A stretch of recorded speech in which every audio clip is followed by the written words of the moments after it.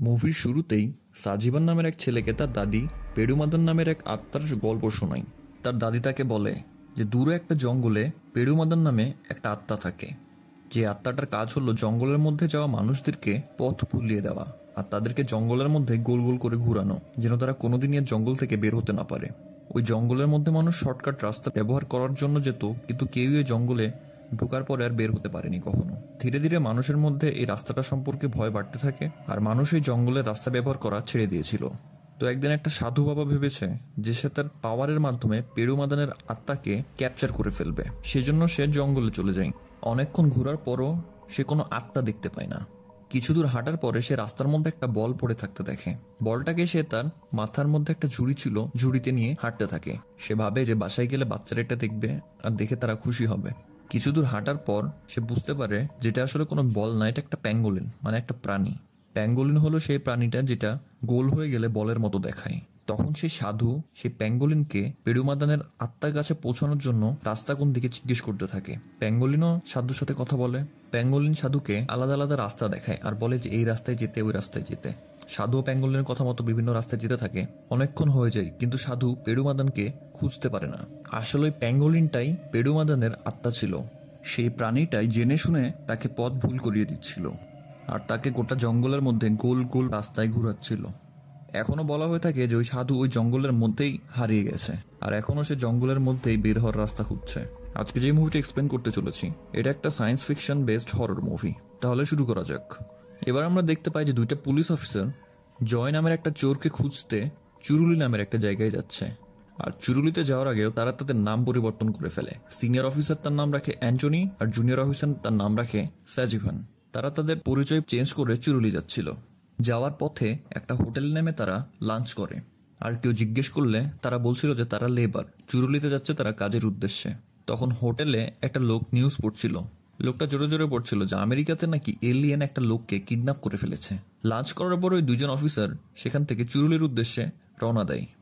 পথের মধ্যে তারা একটা ড্রাইভারকে দেখতে পায়। ড্রাইভারও চুরুলি যাচ্ছিল, কিন্তু চুরুলি যাওয়ার আগে তাদেরকে বাকি প্যাসেঞ্জারদের আসা পর্যন্ত ওয়েট করতে হবে। ড্রাইভার তাদের দুজনকে জিজ্ঞেস করে তারা চুরুলি কেন যাচ্ছে। তখন অ্যান্টনি বলে সে ওখানে একটা গার্ডেনে মালির কাজে যাচ্ছে। তখন ড্রাইভার ভাবে যে চুরুলিতে এমন কার কাছে গার্ডেন আছে যেখানে কাজ করার জন্য বাইরে থেকে মালি নিয়ে এসে কাজ করাতে হবে। কিছুক্ষণ ভাবার পর ড্রাইভার তাদেরকে জিজ্ঞেস করে তোমরা কি থাঙ্কানের গার্ডেনে কাজ করতে আসছো। সুযোগের সদ্ব্যবহার করে অ্যান্টনি তখন তার কথায় হ্যাঁ বলে দেয়। তখন ড্রাইভার ওই দুজনকে বলে যে থাঙ্কান গ্রামের বাইরে গেছে, তারা দুজন আসা পর্যন্ত আপনাদের চুরুলিতে থাকার ব্যবস্থা আমি করে দিব। এর কিছুক্ষণ পর সবাই গাড়িতে বসে চুরুলির উদ্দেশ্যে বেরিয়ে পড়ে। কিছু দূর যাওয়ার পরই রাস্তার মধ্যে একটা কাঠের ব্রিজ আসে। ব্রিজটা অনেক নড়বড়ে ছিল। ব্রিজ পার হওয়ার জন্য তারা সবাই গাড়ি থেকে নিচে নামে, কারণ ব্রিজটা তাদের সবার ভার নিতে পারতো না। গাড়ি ব্রিজ পার হয়ে অপর দিকে আসার পরই যখন অ্যান্টনি গাড়িতে বসে, তখন হঠাৎ করে ড্রাইভার তার উপরে রেগে যায়। এমন অবস্থা আছে তাদের দুজনের উপরই সে রেগে গেছে, শুধুমাত্র তার গাড়িতে না বলে ওঠার জন্য। যাই হোক, তারা আবার গাড়িতে চলতে শুরু করে। কিছু দূর যাওয়ার পর তারা একটা মদের দোকানে বসে। সেখানে যে প্রায় সবাই মদ খায়। তখন অ্যান্টনি দোকানের মালিক কারিয়াচাকে বলে যে আমি আর আমার ফ্রেন্ড এখানে এসেছি একজনের গার্ডেনে মালির কাজ করতে, কিন্তু থাঙ্কান গেছে গ্রামের বাইরে, তাই আমরা কি আপনাদের সাথে কিছুদিনের জন্য থাকতে পারি? আর যতদিন থাঙ্কান গ্রামে ফিরে না আসবে ততদিন আমরা আপনার কাজে সাহায্য করব। কারিয়াচা তাদের কথা শুনে রেডি হয়ে যায়, তাদের দুজনকে তার সাথে কাজে নিয়ে নেয়। তখন গাড়ির ড্রাইভার বাকি প্যাসেঞ্জারদেরকে নিয়ে তার সাথে করে চলে যায়। এই দুইজন পুলিশ অফিসার এদিকে মদের দোকানে আসা প্রত্যেকের উপরে নজর রাখতো, যেন তারা জয়ের ব্যাপারে কোনো খোঁজ পায়। কিছুদিন পর সেখানে মারিচা নামের একটা লোক আসে আর দোকানের সবাই চুপ হয়েছে একদম। অ্যান্টনি কারিয়াচাকে জিজ্ঞেস করে যে মারিচাকে দেখে সবাই ইগনোর করছে কেন। কারিয়াচা ওকে বলে যে মারিচা কিছুদিন আগে গ্রামের একজনের অ্যাগেইনস্টে পুলিশের কাছে কিছু কথা বলেছিল, তারপর থেকে গ্রামের সব মানুষ তাকে ইগনোর করা শুরু করেছে। সেদিন রাতে সাজিভান আর অ্যান্টনি দুজন পুলিশ অফিসার কাজ শেষ করে শুয়ে পড়ে। সেদিন রাতে হঠাৎই সাজিভান সেই বাসার বাইরে চলে যায় আর বাসার বাইরে যাওয়ার পর দুইটা এলিয়েনের মতো মানুষ দেখতে পায়। আর ঠিক তখনই সাজিভানের ঘুম ভেঙে যায় আর সে বুঝতে পারে যে স্বপ্ন দেখছিল। সে ঘুম থেকে ওঠার পর সে অনেক ভয় পেয়েছিল, তাই সে সত্যি সত্যি সে বাসার বাইরে চলে যায়। বাসার বাইরে যাওয়ার পর সে একটা লাইট দেখতে পায়। এরপর সে বাসায় চলে আসে। পরের দিন সকালে দেখা যায় সাজিভান আর কারিয়াচার সম্পর্ক কিছুটা ভালো হয়ে গেছে। তারা একে অপরের সাথে অনেক কিছু নিয়ে গল্প করে। আর সাজিবান মাঝে মাঝে কারিয়াচাকে এই গ্রামের সম্পর্কে প্রশ্ন জিজ্ঞেস করে। এইসব দেখে অ্যান্টনি সাজিবানকে তার কাছে ডাকে আর বলে যে কারিয়াচাকে বারবার প্রশ্ন না করতে, সে যদি সন্দেহ করে ফেলে। সেদিন দুপুরে সাজিবান আর কারিয়াচা জঙ্গলের উদ্দেশ্যে বের হয়। হাঁটতে হাঁটতে হঠাৎই কারিয়াচা তাকে বলে এই গ্রামে যদি কখনো কোনো পুলিশ অফিসার আসে, তারা এই গ্রাম থেকে জীবিত বের হতে পারে না, কারণ এটা কোনো নর্মাল গ্রাম না। কথাগুলো শুনে সাজিবান একটু ভয়ই পেয়ে যায় যে কারিয়াচা তাকে বিনা কারণে এই কথা কেন বলবে, আর এই কথার মিনিংও কি সে বুঝতে পারছিল না। সে হঠাৎ ভাবলো যে কারিয়াচার কি তাদের উপরে সন্দেহ হয়েছে নাকি। এরপর তারা দুজন আবার ফিরে যায় সেই মদের বাসায়। ফিরার পরে দেখে যে অ্যান্টনি মদ টদ খেয়ে একদম নেশায় ঢলে পড়ে আছে। তাই সাজিবান নিজেই সেদিন বের হয়ে যায় গ্রাম সম্পর্কে তথ্য কালেক্ট করতে। রাস্তার মধ্যে সে একটা বয়স্ক মহিলাকে দেখতে পায়। মহিলাটা সাজিবানকে দেখার পরই কুড়াল দিয়ে মারার উদ্দেশ্যে তার পিছন পিছন দৌড়াতে থাকে। সাজিবান দৌড়াতে দৌড়াতে কোনো মতে তার জীবন বাঁচিয়ে আবার সেই বাসায় ফিরে আসে। অ্যান্টনি বুঝতে পারে যে সাজিবান একা একা গ্রামের মধ্যে গেছিল ইনভেস্টিগেশন করতে, তখন তাকে বকা দেয় আর বলে যে তাকে ছাড়া কখনোই গ্রামের মধ্যে বের না হতে। সাজিবান এমনিতে কিছুদিন ধরে আজব আজব ঘটনা ঘটতে দেখছে, আজব আজব কথা শুনছে, আর এই কারণে সে অনেকটা ভয়ে ছিল। সাজিবান অ্যান্টনিকে এটা বলে যে এখানে সব লোকই ক্রিমিনাল, সব লোকেরই এখানে দুইটা করে করে নাম আছে, আর এখানকার সব মানুষেরই বিহেভিয়ার কেমন যেন আজব আজব। যাই হোক, সেদিন রাতে কারিয়াচা তাদের দুজনকে বলে যে এই মদের দোকানটা তাদেরকে 2 দিনের জন্য বন্ধ করতে হবে, কারণ সে চার্চে মানুষদের জন্য প্রার্থনা আর খাবারের ব্যবস্থা করেছে। কথাটা শুনে তারা দুজন কিছুটা অবাকই হয়। অ্যান্টনি সাজিবানকে বলে যে এই গ্রামে তো মানুষের কোনো বাসাও দেখা যায় না, তাহলে এখানে চার্চ আসলো কোথায় থেকে। কিন্তু পরের দিন সকালে দেখা যায় কারিয়াচা তার নিজের মদের দোকানটাকেই পরিষ্কার করে সেটাকেই চার্চ বানিয়ে ফেলেছে। এরপর সে একটা ফাদারকে সেখানে ডাকে আর প্রার্থনার ব্যবস্থা করে। কিছুক্ষণ পর সেখানে খাবারেরও ব্যবস্থা করা হয়। আর খাওয়ার সময় সাজিবান আর অ্যান্টনি এখানকার মানুষদের সাথে কথা বলতে থাকে এই গ্রাম সম্পর্কে আর গ্রামের মানুষ সম্পর্কে, যেন তারা জয়ের ব্যাপারে কোনো খোঁজ পেতে পারে। এরপরে পরের দিন তারা দুজন অফিসার যখন জঙ্গলের মধ্যে ঘুরছিল, তখন তারা একটা শিকারীর সাথে দেখা পায়। অ্যান্টনি চলে যায় সেই শিকারীর সাথে শিকার করতে, আর সাজিবান চলে আসে সে মদের দোকানে। সারা রাত কেটে যায়, কিন্তু অ্যান্টনি তখনও ব্যাক আসে না। এই জন্য সাজিবান পরের দিন সকালেই অ্যান্টনিকে খোঁজার উদ্দেশ্যে বেরিয়ে পড়ে। অনেক খোঁজাখুঁজির পর সে জঙ্গলের মধ্যে একটা ঘর দেখতে পায়। সে ঘরের কাছে যায়। সে ঘরের কাছে যাওয়ার পর জানালা দিয়ে উকি দেয়, আর সে বুঝতে পারে ভিতরে আজব কিছু একটা ঘটছে। সে তার চোখের সামনে এত উন্নত টেকনোলজি আর ম্যাটেরিয়ালস দেখতে পায়, সে কিছু বুঝে উঠতে পারে না। তার কাছে মনে হয় যে এগুলো কোনো এলিয়েন অ্যাক্টিভিটিস হতে পারে। সেগুলো দেখে কোনো কিছুই বুঝতে পারছিল না। সে শুধু একটাই জিনিস বুঝছিল যে তার মনের মধ্যে এখন ভয় ধরে গেছে এই জায়গাটা সম্পর্কে। এদিকে সেদিন সকালে অ্যান্টনি আর সেই শিকারী বাসায় চলে এসেছে, আর শিকারী অ্যান্টনির উপরে অনেক রেগেছিল। তাকে অনেক কথা শোনাতে থাকে যে তার জন্যই সারা রাত তারা দুজন জঙ্গলের মধ্যে ঘুরেছে কিন্তু কোনো শিকার পায়নি। এরপর সেদিন রাতের ঘটনা, কেরালা আর কর্ণাটকের বর্ডারে একটা অনুষ্ঠান হচ্ছিল। সেই অনুষ্ঠানে চুরুলির মানুষরাও পার্টিসিপেট করত। এখানে একটা গেম ছিল। সেই গেমটাই দুইটা লোক তাদের সামনাসামনি বসতো আর তাদেরকে চড় মারতে হতো। যেই লোক চড় খেয়ে পড়ে যেত তার অপরজন জিতে যেত। আন্না নামের একটা লোক ছিল, সেই গেমটাই ছিল অনেক ভালো। তার সামনে যেই আসছিল সেই হেরে যাচ্ছিল। তখন চুরুলির লোকজন জোর জবরদস্তি সাজিবানকে খেলায় অংশগ্রহণ করতে বলে, তাকে উঠিয়ে দেয়। তখন আন্না সাজিবানকে চড় মেরে ফেলে দেয় আর আন্না জিতে যায়।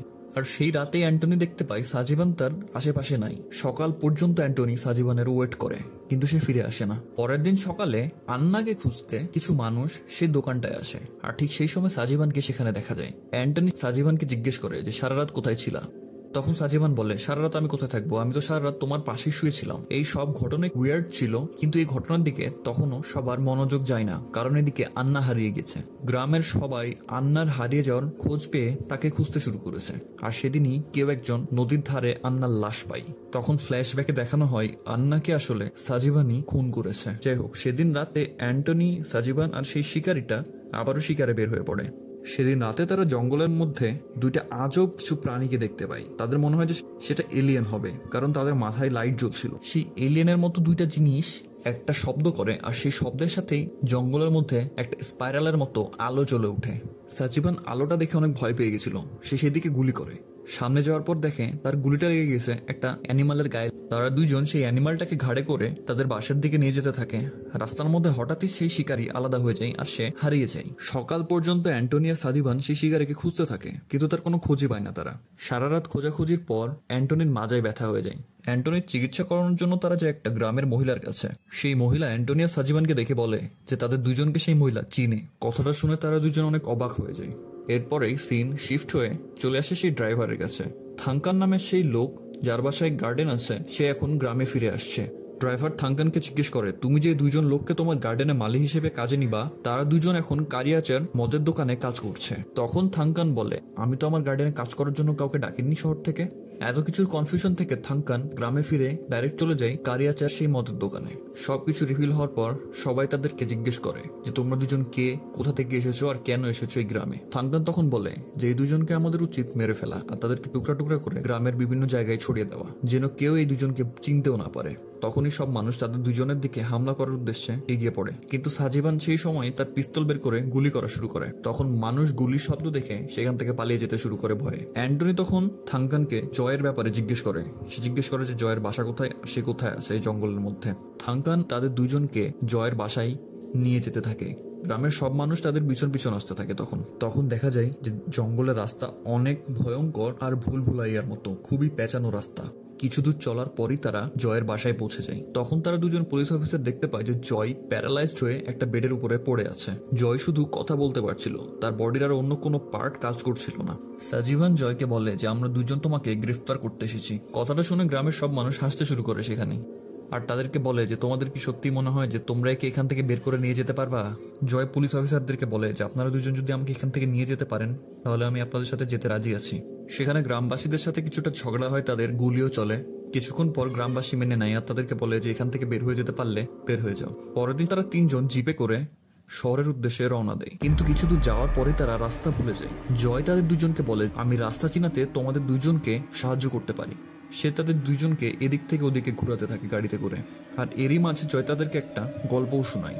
আর তার গল্পটা ছিল ঠিক এমন। সে বলে যে একদিন একটা গ্রামে দুইটা পুলিশ অফিসার জয় নামের একটা ছেলেকে ধরতে আসে, আর পুরো গ্রামের লোক তাদের দুজনের সামনে এমন অ্যাক্টিং করে যে তাদের দুজনকে তারা চিনেই না। জয়ের এসব ফালতু গল্প শুনে তাকে গল্প বলার মাঝে চুপ করিয়ে দেয়। তখন জয় হাসতে শুরু করে আর বলে যে কি হবে যদি আমার শরীর এখন ঠিক হয়ে যায়, আমি যদি আর প্যারালাইজড না থাকি আর আমি তোমার জিপ থেকে পালিয়ে যাই। কথাটা অ্যান্টনি জোক মনে করে উড়িয়ে দেয়, কিন্তু ঠিক তখনই দেখা যায় জয় লাফ মেরে উঠেছে।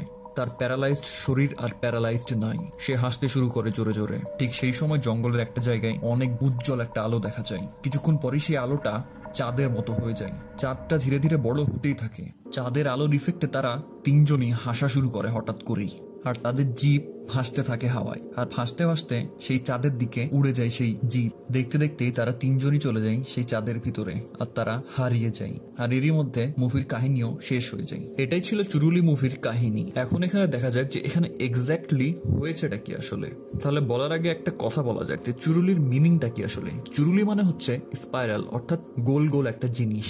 মুভির টাইটেল আসলে স্পাইরালকে রিপ্রেজেন্ট করে, যেটা আসলে দেখতে পেডুমাদান নামের আত্মাটার মতো, যে আত্মাটা জঙ্গলের মধ্যে ঘুরতে আসা মানুষদেরকে ভুল পথ দেখিয়ে তাদেরকে সারা জীবন জঙ্গলের মধ্যেই ঘুরাতো। এখন যদি আমরা মুভির কিছু স্মল ডিটেলস এর দিকে তাকাই তাহলে আমরা নোটিস করতে পারবো যে এখানে একটা টাইম লুপের কনসেপ্ট দেখানো হয়েছে। যেমন আমরা প্রথমে জানতে পারি যে এই জঙ্গলে ইন্টার করা কোনো মানুষই জঙ্গল থেকে আর বের হতে পারে না। এর কারণটা ছিল আসলে যে পেরুমাদানের আত্মা সবাইকে জঙ্গলের মধ্যে একটা টাইম লুপের মধ্যে ঘুরাতো। জঙ্গলের মধ্যে ফেসে যাওয়া মানুষ সেম এক্সপেরিয়েন্স করতো, আর একটা পয়েন্টে আসার পর সেই সেম ঘটনা আবারও তাদের সাথে রিপিট হয়। মুভিতে সাজিবানের ফিল হচ্ছিল যে সে আগে হয়তো চুরুলিতে এসেছে, কিন্তু তার মনে হচ্ছিল না আসলে সেটা সত্যিই ছিল। সে এর আগে অনেক কয়েকবার চুরুলিতে এসেছে, আর এই ঘটনাটা তার সাথে প্রতিবার লুপের মতো করে ঘটেই যাচ্ছে। আর ইন ফিউচার এই পেরুমাদানের আত্মা তাদের সাথে এই ঘটনাটা আবারও ঘটাবে। এদিকে মুভির মধ্যে আবার আরেকটা অ্যাঙ্গেলের কথা বলা হয়েছে। মুভির মধ্যে যে ক্রিয়েচার গুলো ছিল সেগুলো ছিল কিছুটা দেখতে এলিয়েনের মতো। মুভিতে অনেক কয়েকবার এলিয়েনের রেফারেন্সেস দেওয়া হয়েছে, তাই সঠিকভাবে বলাও যাচ্ছে না যে এখানে পেডুমাদানের আত্মা ছিল নাকি এলিয়েনের হাত ছিল এই সব কিছুর মধ্যে। ভাবতে গেলে আমরা দুইটা পসিবিলিটির কথাই চিন্তা করতে পারি। হয়তো এটা পেডুমাদানের আত্মাই হবে, কিন্তু বাইরের যে সায়েন্টিস্টগুলো ছিল তারা বিষয়টাকে সায়েন্টিফিক্যালি দেখতে যে জিনিসটাকে এলিয়েন বানিয়ে দিয়েছে। তাই মুভিটাকে কিছুটা হরর সায়েন্স ফিকশন মুভি বলা যেতে পারে। তাই পসিবিলিটিস থেকে যেতে পারে যে এটা পেডুমাদানের আত্মা না, এটা একটা এলিয়েন। এটা কি হতে পারে সেটা আমরা আপনাদের উপরেই ছেড়ে দিচ্ছি। কমেন্ট সেকশন খোলা আছে, আপনারা চাইলে আপনাদের ফিলিংস এক্সপ্রেস করতে পারেন। আপনারা চাইলে আমাকে বলতে পারেন যে আপনাদের কাছে কি মনে হয়েছে, এটা কি ছিল, পেডুমাদানের আত্মা নাকি এলিয়েন। যাই হোক, এতটুকুই ছিল চুরুলি মুভির কাহিনী আর এক্সপ্লেনেশন। আজকের মতো এখানেই। ভিডিও ভালো লেগে থাকলে একটা লাইক দিয়ে যাবেন, আর সাবস্ক্রাইব না করে থাকলে এখনই সাবস্ক্রাইব করে আমাদের পাশেই থাকুন। বিদায়।